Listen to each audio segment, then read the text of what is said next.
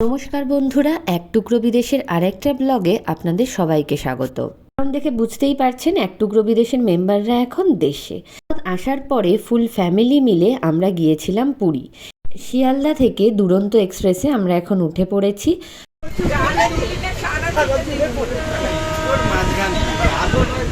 এতদিন পরে পরিবারের সবাই এক জায়গায়, তাই গল্প আড্ডায় ট্রেন জার্নি প্রায় জমে উঠল। আমাদের প্ল্যানটা হঠাৎ করে হওয়ায় স্লিপার ক্লাস ছাড়া অন্য কোথাও টিকিট পাইনি, কিন্তু আপনাদের সময় আর সামর্থ্য দুটোই যদি থাকে তাহলে দুরন্তর এসি কামরায় ট্রাভেল করাটা অনেক বেটার হবে।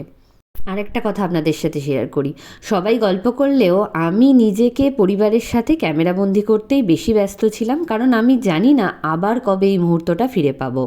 দিন পরে দেশে ফিরে জানলার ধারে সিট পেয়ে সৈকত কিন্তু ট্রেন জার্নিটা বেশ এনজয় করছিল। আর এদিকে আমার বাপি, মামা আর কাকু, মানে আমার দিদি ভাইয়ের শ্বশুর মশাই, সবাই মিলে তো ঠাট্টা ইয়ার্কি মারছে, সে আর আপনাদেরকে কি বলবো। বহুদিন পরে এই মানুষগুলোকে এত খুশি দেখলাম। এই ফ্যামিলি ট্রিপটার একটাই উদ্দেশ্য ছিল, সবাই মিলে একটু সময় কাটানো। জানি এক্ষুনি আপনারা কমেন্টস করবেন যে বাঙালির দীপুদা ছাড়া আর কোথাও যাওয়ার নেই। বিশ্বাস করুন, এতদিন পরে সবাই মিলে একটু সময় কাটানোটাই আপনার কাছে অনেক বড় প্রাপ্তি বলে মনে হবে।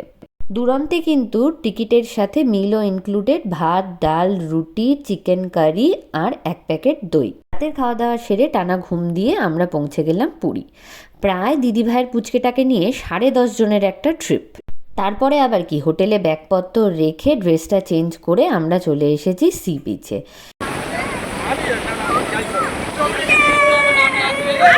পুরীতে গিয়ে আমরা কি করলাম তার শর্টস কিন্তু আমি খুব শীঘ্রই আপলোড করব। দেখতে হলে সাবস্ক্রাইব করে পাশে থাকতে হবে। আজ তাহলে এই অবধি, আবার দেখা হবে পরের কোনো ভিডিওতে।